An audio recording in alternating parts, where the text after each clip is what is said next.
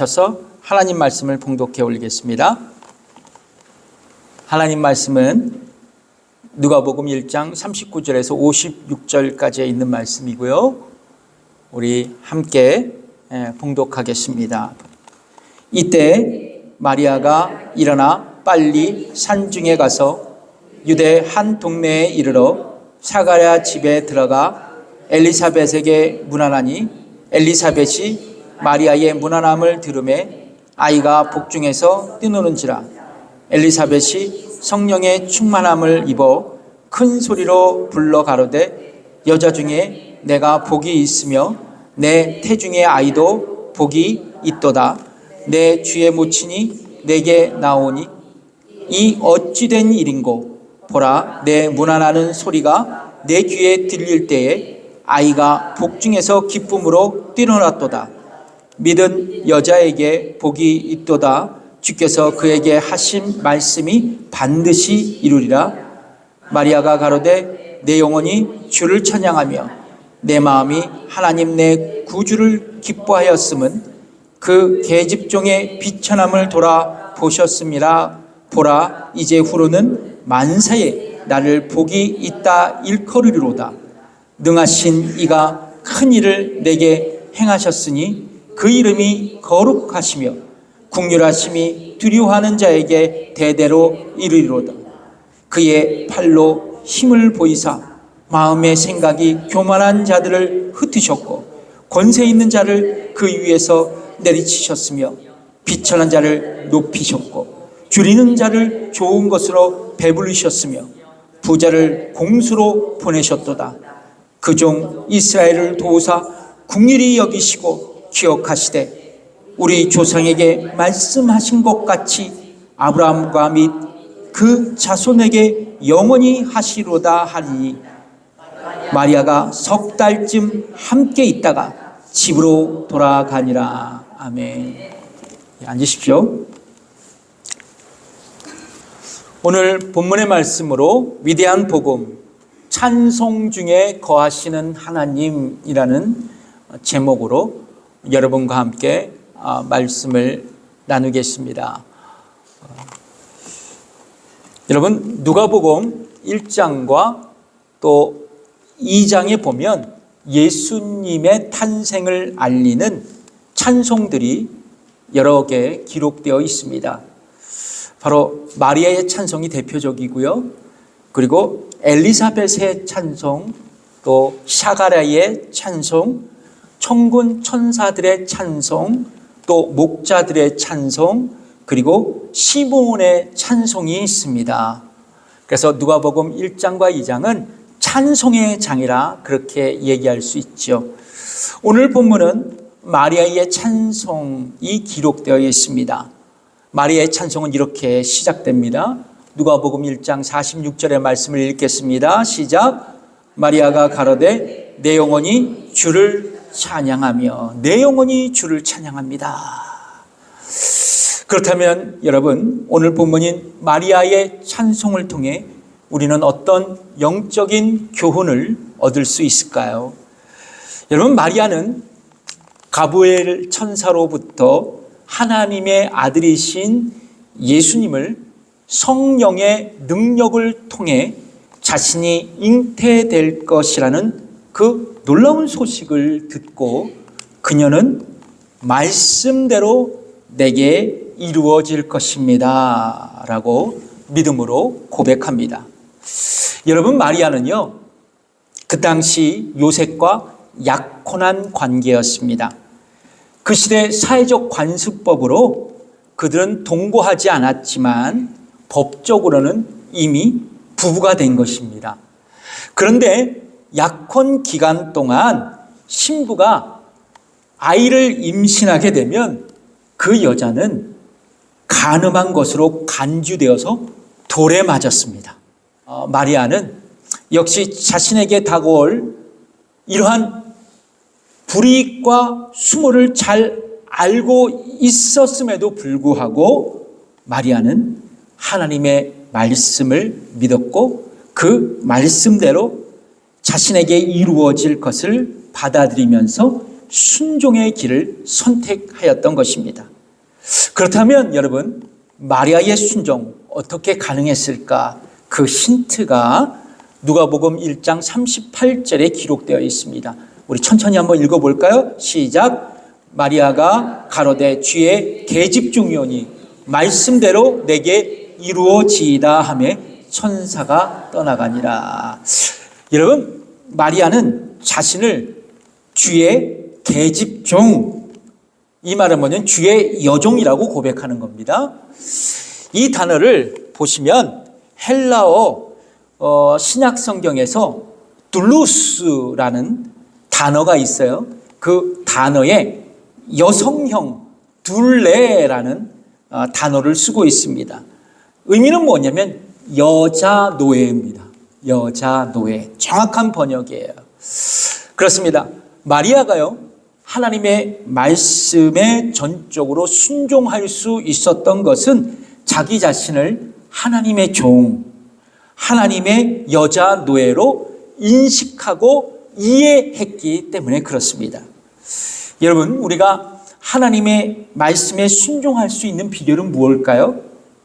우리는 항상 하나님의 종, 하나님의 노예라는 사실을 내가 인식하고 나의 신앙으로 고백할 수 있어야 된다는 것입니다. 여러분께 질문을 드리고 싶어요. 저와 여러분은 하나님의 종이라고 생각하면서 내가 그렇게 신앙 고백을 하고 있습니까? 나는 주님의 종입니다. 나는 주님의 노예예요. 일반적으로 생각해 보면 종이라고 하면 기분이 썩 좋지는 않습니다. 문화적으로 한국 사람들은 더욱 그렇게 생각을 해요.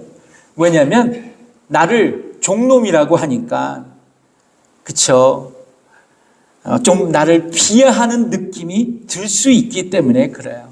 유교적인 가치관이 있기 때문입니다. 그렇다면 어떤 이유로 우리는 하나님의 종임을 고백해야 할까요? 저는 여러분들에게 목사로서, 목회자로서 여러분들이 다 모두가 하나님의 종임을 고백할 수 있기를 바랍니다. 어떤 이유로 우리는 하나님의 종이 될 수 있을까요? 첫 번째는 뭐냐면 하나님은 나를 창조하신 분이시기 때문에 그래요. 여러분, 우리는 우연하게 또는 진화되어서 존재하게 된 사람들이 아닙니다. 여러분, 하나님의 뜻 가운데 피조된 인격체예요. 그래서 피조물인 저와 여러분은 창조주 하나님 앞에서 피조물로서 순종하며 살아갈 수 있어야 된다는 것입니다. 두 번째로는 하나님은 나를 섭리하시는 분이시기 때문에 그래요. 하나님은 나를 창조하시고 그냥 내버려 두시는 분이 아니십니다. 우리의 삶을 붙드시고 인도하시면서 모든 것을 합력하여 선을 이루어 가시는 분이십니다. 그래서 우리는 고난 가운데서도 역경의 상황 가운데서도 하나님의 말씀을 신뢰하며 순종할 수 있는 것입니다. 그러므로 하나님은 우리의 과거, 현재, 그리고 미래의 모든 삶을 주관하시고 선하게 인도하시기 때문에 우리는 하나님의 섭리적 역사 속에서 하나님을 의존하고 그분의 말씀을 붙들고 순종하며 따라갈 수 있는 것입니다. 셋째로, 하나님은 예수 그리스도를 통해 우리를 구원하신 분이시기 때문입니다. 여러분, 하나님은 창세전 나를 구원하시기로 계획하셨습니다. 예수님은 십자가 위에서 구원을 이루어 주셨습니다. 즉 예수님께서 우리의 죄를 속죄하시기에 십자가에서 피 흘려 죽으심으로 우리는 구원을 받게 되었다라는 것입니다. 그러므로 우리는 이제 예수님의 십자가의 핏값으로 구원받았기 때문에 우리는 더 이상 우리 자신의 것이 아니라 예수님의 핏값으로 사신 존재이고 그래서 주님의 소유가 된 것입니다. 저와 여러분의 말이에요. 그리고 우리는 하나님의 종으로서 하나님께 영광을 돌리는 삶을 살아갈 수 있어야 돼요. 여러분, 사도 바울은 고린도전서 6장 19절에서 20절로 이 말씀을 하고 있어요. 함께 읽어보겠습니다. 시작. 너희 몸은 너희가 하나님께로부터 받은 바 너희 가운데 계신 성령의 전인 줄을 알지 못하느냐. 너희는 너희 것이 아니라 값으로 산 것이 되었으니 그런즉 너희 몸으로 하나님께 영광을 돌리라. 아멘이십니까? 그렇다면 어떤 삶이 하나님께 영광을 돌리는 삶일까? 제가 곰곰이 묵상해 봤어요. 근데 묵상한 결과 갈라디아서 2장 20절이 기억이 나더라고요. 함께 읽어보겠습니다. 시작. 내가 그리스도와 함께 십자가에 못 박혔나니 그런즉 이제는 내가 산 것이 아니요 오직 내 안에 그리스도께서 사신 것이라. 이제 내가 육체 가운데 사는 것은 나를 사랑하사 나를 위하여 자기 몸을 버리신 하나님의 아들을 믿는 믿음 안에서 사는 것이라. 아멘. 그러니까 하나님께 영광을 돌리는 삶은요, 바로 예수 그리스도를 붙들고 믿음 안에서 우리가 살아가는 거예요. 아멘이십니까? 그러니까 하나님께 영광을 돌리는 것이 다른 게 없어요. 예수님 붙들고 믿음으로 살아가는 거예요. 그렇습니다. 여러분, 하나님께서 우리를 창조하시고 섭리하시고 구원하신 것을 확신하고 그것을 믿고 살아갈 때 우리는 하나님의 종인 것을 우리는 신앙적으로 고백할 수 있어요. 그리고 종으로서, 그분의 노예로서 하나님의 말씀을 순종할 수 있습니다. 여러분, 왜 우리가 하나님의 말씀에 순종하지 못할까요? 다른 게 없어요. 내가 하나님의 종인 것을 알고 있지 못하기 때문에 그래요. 마리아는 이제 가브리엘 천사와의 만남을 가진 후 엘리사벳의 집으로 갑니다. 마리아의 동네인 나사렛으로부터 유다 산지까지는 약 80마일에서 100마일 정도 떨어진 장소였어요. 도보로 약 3일 정도 걸어가야 할 장거리였습니다.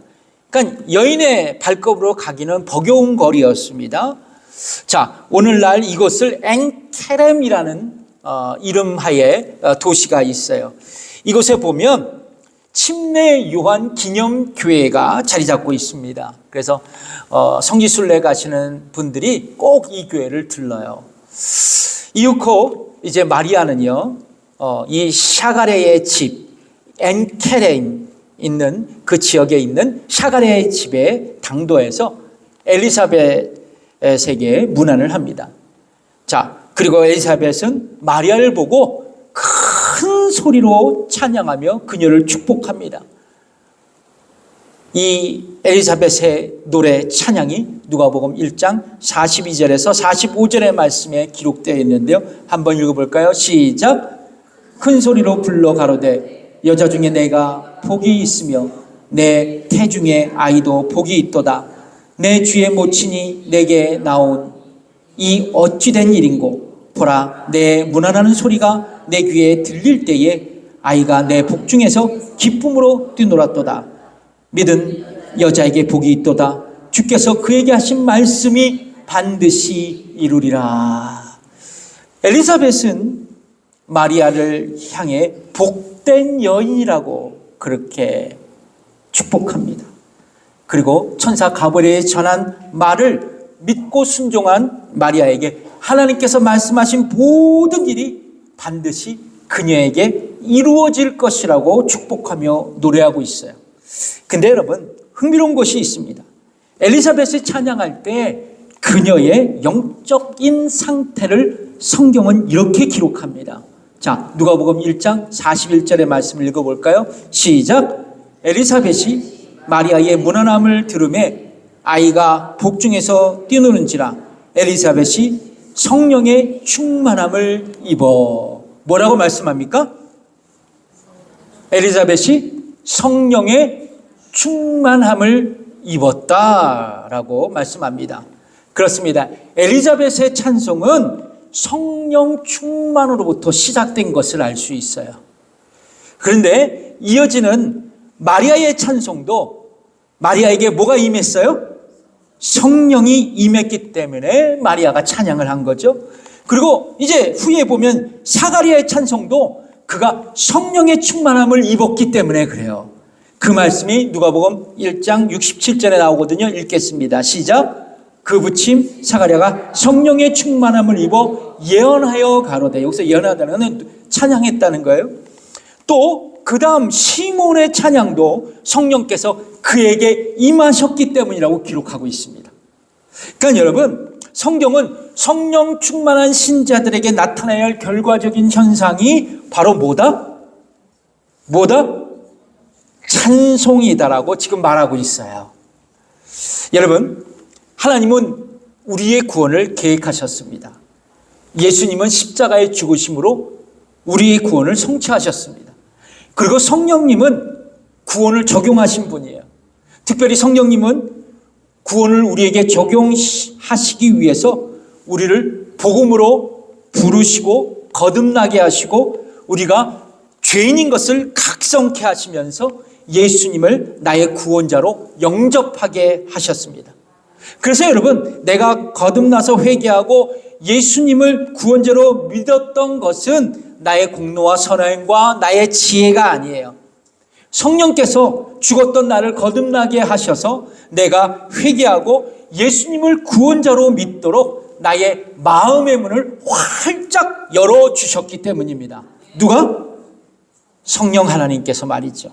그 증거가요, 사도행전에 보면요, 빌립보 교회를 개척한 성도가 있었어요. 여러분, 루디아 아시죠? 루디아의 이야기가 나오더라고요. 두아디라 성의 자주장사 루디아의 마음을 주께서 열어주셔서 바울의 말을 청종케 하셨고, 그녀가 예수님을 구원자로 영접하고 그 루디아의 집안이 다 침례를 받게 되었다라는 기록이 그렇게 나타나 있어요.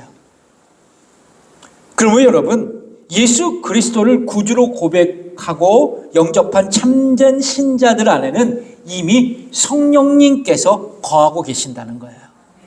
그러니까 여러분, 나는 알지 못해요. 이해하지 못하지만 여러분 진정으로 예수님 믿고 신자가 되었으면 여러분 안에 성령님께서 거하고 계시는 거예요. 이것을 신학적으로 성령의 내주하심이라고 말하고 있습니다. 옆분과 인사하겠습니다. 당신 안에 성령님이 계십니다. 근데 여러분, 한 걸음 더 나가서 성경은 성도들이 성령으로 충만케 되기를 명령하고 있습니다. 그러니까 신자이면 성령께서 나에게 내주하고 계시는 거예요. 자, 그런데 성경은 성령으로 충만케 됨을 말씀하고 있습니다. 에베소서 5장 18절의 말씀이죠. 읽어보겠습니다. 시작. 술 취하지 말라. 이는 방탕한 것이니 오직 성령으로 충만함을 받으라. 여러분, 성령의 충만함은 어떤 상태예요? 제가 늘 말씀드리잖아요. 카리스마, 능력, 은사, 방언, 기도 잘한다고 해서 어떤 성령의 특별한 체험을 많이 했다고 해서 성령으로 충만하다는 것이 아니라는 거예요. 여러분, 나의 내면 안에 계신 그 성령님께 순종하면서 예수님의 인격을 닮아가는 그 과정이 뭐예요? 성령 충만이라는 거예요. 여러분, 성령님은 기도를 통해 우리에게 말씀하세요. 자, 그런데 대부분 성령님은 성경 말씀을 통해 우리에게 말씀합니다. 예를 들면 우리가 이른 아침 일어나요. 그래서 다 유튜브를 보는 게 아니라 그날 하나님을 묵상하면서 성경을 쫙 읽어요. 그리고 묵상해요. 기도합니다. 그때 성령님께서, 여러분의 내면에 계신 성령님께서 말씀하십니다. 얘야, 오늘을 이렇게 살아가거라. 그래, 오늘 이 사람과 만나 화해하거라. 오늘 저 사람을 만나 사랑하거라. 성령님께서 나에게 마음속에서 말씀하십니다. 그 말씀을 듣고 순종하면서 나의 삶이 점진적으로 예수님의 성품을 닮아가는 거예요. 이게 성령 충만의 삶입니다. 여러분 믿으십니까? 그래서 성령 충만을 받으면 성령님의 말씀에 순종하면서 우리의 가치관의 변화가 오는 거예요. 삶의 변화가 오는 겁니다. 인격의 변화가 오는 거예요. 성품의 변화가 옵니다. 행동의 변화도 와요. 언행의 변화도 오게 돼 있습니다. 자, 그런데요, 성령 충만하면 우리의 인격이 변화되고 삶이 변화되지만 또 다른 변화의 삶이 시작됩니다. 에베소서 5장 18절 그 다음 구절이 몇 절이죠? 어렵습니까? 5장 19절입니다. 함께 읽어보겠습니다. 시작. 시와 찬미와 신령한 노래들로 서로 화답하며 너희의 마음으로 주께 노래하며 찬송하며.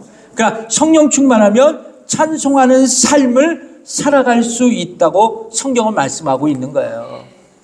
여러분, 신자이면서도 그리스도인이면서도 성령 충만하면요 입에서 찬송이 안 나오더라고요. 성령 충만한 신자의 증거는 뭡니까? 그분의 입술에서 찬양이 막 흘러넘치는 겁니다. 자, 흥미로운 것은 19절에 보시면 시와 찬미와 신령한 노래들로 서로 화답하라는 것은 모두 성령님의 감동하심을 받아서 신자들이 하나님께 드리는 찬송을 의미해요. 그냥 흥얼거리는 노래가 아닙니다. 성령님께 감동받아 부르는 찬양, 그것을 뜻해요. 시와 찬미와 신령한 노래들이. 그러니까 성령 충만한 결과로서 신자들에게 나타나는 찬송이라는 것입니다. 그렇습니다. 성령 충만하면 시와 찬미와 신령한 노래들로 하나님께 찬송하게 되고, 이것을 역설적으로 확 생각해 보면요, 마음을 다해 이렇게 찬양하다 보면 내가 성령으로 충만해질 수 있다는 거예요. 그러니까 여러분, 성령 충만한 증거로 우리가 찬양하거든요. 근데 우리가 진실로 하나님께 찬양하면요, 반대로 내가 성령 충만해질 수 있는 겁니다. 여러분 다 경험하셨나요? 찬양을 뜨겁게 하나님께 드리면 내 안에 계신 성령님께서 나의 마음을 만지고 계셨나요? 내가 성령으로 충만함을 경험하셨나요? 아멘이십니까? 그렇습니다. 여러분, 성령 충만한 신자들은 찬양하고, 찬양하는 신자들 안에 성령의 충만함이 강화되는 거예요. 여러분, 우리가 그리스도인이라도 방금 전에도 말씀드렸지만 성령에 충만하지 않으면 제일 먼저 나타나는 현상이 내가 더 이상 찬송하지 않는다는 겁니다. 그냥 유행하는 트로트나 흥얼거리게 돼요.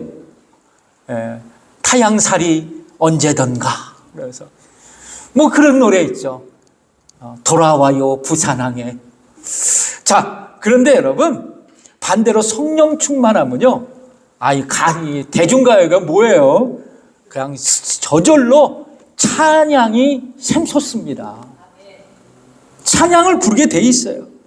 찬양하면요, 내 안에 성령님께서 움직이시는 것을 느끼게 돼요. 내가 성령으로 충만해집니다. 그래서 이런 찬양이 있죠. 찬양이 언제나 넘치면 은혜로 얼굴이 환해요. 이 찬양이 있잖아요. 찬양이 넘치면 은혜로 환해요. 성령의 충만한 모습을 서로가 느껴요. 이런 찬양이 있잖아요. 그렇습니다. 찬양이 넘쳐나는 생활을 하면 그가 성령 충만한 사람이고, 그가 찬양하다 보면 성령으로 충만해지는 거예요. 그래서 여러분, 가장 위대한 찬송가의 작가들은 위대한 시인이 아니었어요. 그들은 성령 충만한 사람들이었습니다. 종교개혁자 루터는요, 여러 찬송가를 남겼거든요. 지금도 우리가 그분의 찬송가를 부르고 있습니다. 그는 이렇게 얘기해요. 나는 위기를 만날 때 기도했다. 그때마다 주께서 내게 성령의 충만함을 주셨다. 그리고 그분은 내게 찬송을 주셨다. 굉장히 유명한 말이에요. 루터예요. 결론적으로 여러분, 성령 충만한 신자들은 찬송하고 진심으로 찬양하면 성령 충만한 신자가 될 수 있어요. 아멘이십니까? 그러니까 여러분, 성령 충만한 신자들의 증거, 찬양하는 것. 근데 성령 충만한 신자들이 찬양하면 더욱 성령으로 충만해지는다는 것. 아멘이십니까? 성도 여러분, 내 안에 성령님의 역사를 경험하지 못하는 분이 계세요? 혹시 성령의 충만함을 경험하지 못하십니까? 그러면 뭐 하라고요? 찬양하라고요. 찬양하래요. 집에서도 찬양 틀고, 차에서도 찬양 틀고, 혼자 있는 거기에서도 찬양 틀고, 찬양으로 생활하시길 바랍니다. 그러면 찬양 속에 여러분들은 성령의 역사를 체험하게 될 줄 믿습니다. 그래서 찬송하는 성도들의 얼굴은 언제나 은혜로 환해집니다. 그리고 성령의 충만한 모습을 그를 통해 볼 수 있습니다. 그 옆분을 한번 쓱 보세요. 얼굴이 환한가? 우중충하면 찬양 안 하고 있어. 얼굴을 싹 보면서 옆분과 인사하겠습니다. 얼굴이 환해지시기를 바랍니다. 찬양하세요. 아멘이십니까? 네, 그래요. 그러니까 얼굴이 환해져요. 찬양하면요. 여러분, 중국으로 목사님 한 분이 성도님들을 모시고 단기 선교를 떠났어요. 중국 지하교회가 있거든요. 근데 현지인들과 같이 지하교회에서 예배를 드리고 찬송을 드렸습니다. 그런데 찬양 인도자가 그날 선택한 곡이 무려 100절까지 있는 찬양이었어요. 100절. 이걸 어느 세월에 다 부를까? 이거 날 새겠네 생각하면서 찬송을 불렀습니다. 30절, 40절, 50절, 60절 속에서 막 부글부글 끓어오르고 5만 가지 생각이 다 들어요. 점점 불평이 나오기 시작합니다. 그러나 하나님을 찬양하는데 이러면 안 되지 하면서 끝까지 정성껏 찬양을 불렀습니다. 95절, 96절, 97절, 98절, 99절, 100절 하면서 다 끝냈어요. 그런데 그때 찬양 인도자가 충격적인 멘트를 했습니다. 우리 같은 곡으로 다시 하나님께 뜨거운 찬양을 드립시다. 다시 1절로 돌아갔어요. 여러분, 성령 충만하면요, 찬양의 시간에 문제가 되지 않더라고요. 그리고 예배가 길어지는지 시간을 볼 그런 여력이 없습니다. 성령 충만해서 찬양하면요, 얼마나 은혜가 넘친지 시간과 관계가 없더라는 거죠. 제가 오래전 여름 단기 선교를 가기 위해서 인도네시아를 갔어요. 인도네시아 자카르타에서 또 국내선을 타고 또 멀리 떨어져 있는 1시간 반 거리에 있는 섬 깔리만탄이라는 섬에 들어갔습니다. 적도에 있는 섬이에요. 우리 한국 분들은 예전에 집에서 사용하시는 가구의 이름이 뭐였죠? 대부분 보르네오 가구. 기억하시나요? 보르네오 가구. 근데 그 섬의 이름이 깔리만탄 섬이 보르네오 섬이에요. 그 섬에서 목재를 다 수입해서 그렇게 가구를 만든 그 가구의 이름이 보르네오. 보르네오 섬에 갔어요. 근데 그 보르네오는 적도에 있거든요. 아주 무덥습니다. 정글이에요. 그래서 이제 우리 선교팀들하고 선교사님과 함께 정글에 들어갔어요. 정글에 들어갔는데 교회가 딱 있었어요. 다 원주민들 다 예배를 드립니다. 근데 예배를 드리고 막 이제 일일 부흥회를 하는 거예요. 근데 찬양을 시작하는데 무려 2시간 반을 하더라고요. 2시간 반을. 찬양하고 춤을 추면서 눈물을 흘리고, 그래서 찬양이 끝난 다음에 제가 이제 말씀을 선포하고 또 병자들 다 모여갖고 기도해주고, 그러면 어떤 아이는 정신병에 걸리는, 어떤 할머니는 중풍병에 걸리는 다 와고 기도해주고 말이죠. 아주 정글 부흥회를 그때 했습니다. 근데 제가 이런 생각이 들었어요. 선교사님께 물어봤습니다. 오늘 특별 부흥회에서 이렇게 뜨겁게 찬양하여? 이렇게 찬양하나요? 그때 선교사님 말씀이 뭐냐면 매번 이렇게 예배를 드린다고 합니다. 저는 그때 실감을 했어요. 성령 충만한 신자들은 찬양의 시간이 기다려지고 지루하지 않다는 거예요. 은혜가 넘치니까 말이죠. 도리어 이 찬양의 시간을 통해 내가 더 깊은 성령의 체험을 할 수 있었다는 거예요. 나에게 축복이 되었다라는 겁니다. 아멘이십니까? 그래서 여러분들의 찬양의 시간이 여러분들의 축복의 시간이에요. 아멘이십니까? 그럼 옆분과 인사하겠습니다. 찬양의 시간은 당신의 축복의 시간입니다. 열심히 찬양하세요. 아멘. 여러분, 그 제 얘기가 아니라요, 성경에 나와 있더라고요. 여러분, 사가랴가요, 그의 아내 엘리자벳에게 아이가 생길 것이라고 이 가브리엘 천사의 말을 들었을 때요, 사가랴는 믿었어요? 안 믿었어요? 불신했죠. 그때 그는 뭐가 됐어요? 말 못하는 벙어리가 됐습니다. 자, 그를 향한 하나님의 심판이었어요. 자, 그런데 보세요.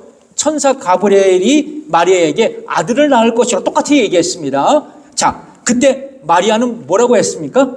내가 내게 그 말씀이 이루어질 줄을 믿습니다. 아멘으로 응답했어요. 그리고 마리아는 사가랴와 달리 입을 열어 지금 하나님을 찬송하고 있는 거예요. 여러분, 이 사가랴는요, 하나님의 심판을 받았어요. 징계를 받았습니다. 근데 마리아는 축복을 받았어요. 그리고 뭐를 해요? 입을 열어 찬양했다라는 겁니다. 그렇습니다. 찬송은 마리아에게 축복이었고 그녀에게 주어진 특권과도 같은 것이었어요. 그렇습니다. 찬송은 저와 여러분에게 축복이고 특권이에요. 그래서 지루할 수가 없습니다. 지루할 수가 없어요. 오히려 찬양은 우리의 삶의 제1의 목적이 될 수 있어야 돼요. 그래서 시편 9장 11절에 말씀하죠. 같이 읽어보겠습니다. 시작. 너희는 시온에 거하신 여호와를 찬송하며 그 행사를 백성 중에 선포할지어다. 아멘이십니까? 마침내 마리아는 엘리사벳의 찬송을 듣고 그녀도 또한 찬송을 시작합니다. 마리아의 찬송을 한 건 읽어볼까요? 누가복음 1장 46절에서 48절 시작. 마리아가 가로되 내 영혼이 주를 찬양하며 내 마음이 하나님 내 구주를 기뻐하였음은 그 계집종의 비천함을 돌아보셨습니다. 보라 이제 후로는 만세의 날을 복이 있다 일컬으리로다. 여러분, 마리아의 찬양은 구약 성경에 나오는 사무엘 선지자의 어머니 한나의 찬양과 내용이 비슷합니다. 예를 들면 여러분, 한나는 사무엘을 낳고 사무엘상 2장 2절에서 뭐라고 말씀하냐면 노래하냐면 내 마음이 여호와를 인하여 즐거워하며 내 주의 구원을 인하여 기뻐합니다라고 찬양했습니다. 여러분, 마리아의 찬양과 한나의 찬양이 비슷하지 않습니까? 초원부에 우리는 이 두 찬송의 표현이 비슷하고 분위기가 서로 닮아 있음을 여긴 보시다시피 관찰할 수 있어요. 여러분, 근데 보시면 마리아와 한나의 찬양의 공통점이 나옵니다. 어떤 공통점이냐? 찬송의 대상이 누구예요? 하나님. 찬송의 이유가 뭡니까? 하나님의 은혜예요. 그러니까 우리의 찬양의 대상은 누구입니까? 하나님이죠. 왜 우리가 찬양해야 돼요? 하나님께 은혜 받은 자이기 때문에 그래요. 아멘이십니까? 여러분, 한나는 아이를 낳지 못하는 불임 여성이었죠. 그래서 오랜 시간 동안 슬픔과 수치 가운데 살아갔던 비운의 여인이었습니다. 그러나 하나님은 한나의 고통을 돌아보시고 그녀에게 은혜를 베푸셔서 누구를 낳게 돼요? 사무엘을 낳게 되었습니다. 그러자 한나는 자신에게 은혜를 베푸신 여호와 하나님을 찬양하고 있는 거예요. 마리아에게도 하나님을 찬송할 이유가 있었죠. 여러분, 누가복음 1장 48절 보시면 한번 같이 읽어보겠습니다. 시작. 그 계집종의 비천함을 돌아보셨습니다. 보라 이제 후로는 만세의 날을 복이 있다 일컬으로다. 그러니까 마리아는 하나님께서 나 같은 비천하고 보잘것없는 자신의 삶을 돌아보셨으며 그분의 은혜로 자신을 주의 어머니로 복된 자로 세워주셨다. 그렇기 때문에 나는 주님을 찬양합니다. 지금 이렇게 고백하고 있는 거예요. 그렇습니다. 한나도요, 마리아도요, 자신의 연약함과 비천한 처지를 돌아보시고 은혜를 베푸신 하나님을 지금 찬양하고 있는 거예요. 여러분, 마찬가지입니다. 저와 여러분이 하나님을 찬양해야 할 가장 큰 이유가 있어요. 그것은 바로 죄로 죽을 수밖에 없었던 나를 예수님의 십자가의 은혜로 구원하셨기 때문입니다. 여러분, 은혜의 의미가 뭐예요? 받을 자격이 없는 사람에게 베풀어 주시는 하나님의 은혜예요. 마리아에게는 예수님을 잉태할 아무런 자격과 공로가 없었어요. 그러나 하나님의 은혜로 다 되어지는 것입니다. 하나님의 선택, 하나님의 은혜로 되어진 거예요. 마찬가지입니다. 우리에게도 구원받을 만한 아무런 자격과 공로가 없었어요. 오직 하나님의 은혜로 구원받게 되었던 것이죠. 그러면 여러분, 우리도 마리아처럼 비천한 나를 구원하신 하나님을 찬양해야 마땅하지 않겠습니까? 마땅하지 않아요? 스위스의 개혁교회 목사님이자 20세기를 대표하는 신학자 칼바르트가 미국을 방문했던 때가 있었습니다. 신문사 기자들이 그에게 인터뷰를 하러 찾아왔어요. 그리고 기자들은 이런 질문을 던졌다고 합니다. 당신은 평생 성경을 연구했는데 하나님의 말씀 중에 당신이 가장 발견한 위대한 신학은 무엇입니까? 그 자리에 모인 기자들은 기대에 찬 모습으로 이 칼바르트 교수의 입술을 주목했습니다. 그러자 칼바르트는 뜻밖에도 너무나 단순한 말로 기자들을 놀라게 했어요. 그는 이렇게 말했다고 합니다. 하나님은 나와 당신을 사랑하십니다. 그런데 놀랍게도 성경에 보면 이것이 기록되어 있다는 사실이 나에게는 가장 위대한 발견이요 놀라운 사실이었습니다. 그리고 그는 이 얘기가 끝나고 찬송가 411장 찬송을 낮은 목소리로 불렀다고 합니다. 예수 사랑하심은 거룩하신 말일세 우리들은 약하나 예수 권세만 도다 날 사랑하심 날 사랑하심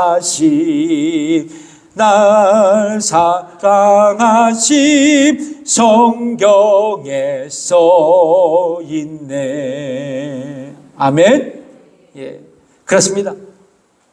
하나님은 저와 여러분을 사랑하신 분이에요. 어떻게 사랑하셨습니까?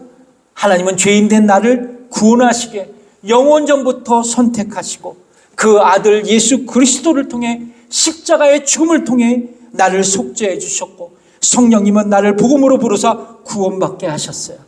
이 모든 것이 하나님의 은혜이고 사랑이에요. 성도 여러분, 하나님은 저와 여러분을 사랑하십니다. 여러분 믿어지십니까? 예, 그렇다면 하나님의 사랑 앞에서 우리는 뭐를 해야 돼요? 찬양하며 살아가야 됩니다. 이 칼바르트 교수와 마찬가지요. 성경은 우리에게 이렇게 말씀합니다.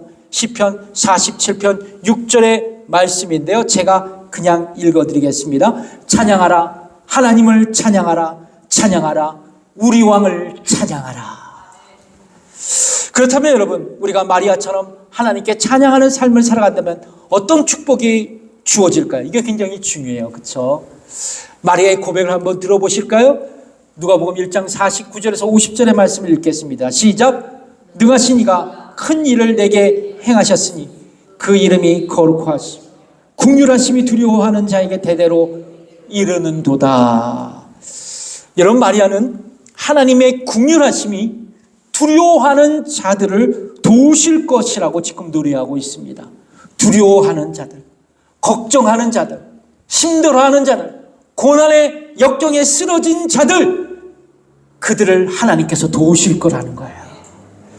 여러분, 우리의 인생의 마당에는 수많은 두려움이 지속적으로 우리를 위협하고 있습니다. 그런데 하나님이 우리를 긍휼히 여기고 돕겠다고 지금 말씀하고 계시는 거예요. 그렇습니다. 우리는 찬양 중에 우리를 긍휼히 여겨주시는 그 하나님을 만날 수 있어요. 왜냐하면 하나님은 찬송 중에 거하시는 분이시기 때문에 그렇습니다. 그래서 시편 22절 3절에 이 말씀을 하고 있어요. 읽어보겠습니다. 이스라엘의 찬송 중에 거하시는 주여, 주는 거룩하시니이다. 그렇습니다. 우리는 고난 가운데 있을 때, 염려하고 근심하고 있을 때, 마음이 가라앉고 영적으로 낙심하고 있을 때 이 시편 22편의 말씀을 기억하십시오. 비록 우리가 어려움에 직면했을지라도 하나님을 찬양하면, 그분 앞에 나아가며 하나님을 만나고 그 만나신 하나님의 긍휼로 우리를 도와주실 거예요. 아멘이십니까? 저는 인생살이를 하면서 이 고난 중에 하나님의 찬양 중에만 계신 그 하나님의 도우심을 얼마나 많이 경험했는지 몰라요. 그러면 우리가 찬송하면 하나님을 만나고 찬송 중에 거하시는 하나님은 우리를 도우실 것입니다. 여러분, 찬양하는 삶을 시작하십시오. 마리아처럼 말이죠. 이것은 피조물인 우리의 마땅한 거룩한 의무이지만 매일 찬양하면 찬양 속에 거하시는 하나님을 우리의 일상에서 만나고 그분의 무한하신 능력을 우리는 덧입을 수 있습니다. 여러분, 꼭 찬양하는 믿음의 사람이 되시기를 주님의 이름으로 축복합니다. 기도하겠습니다.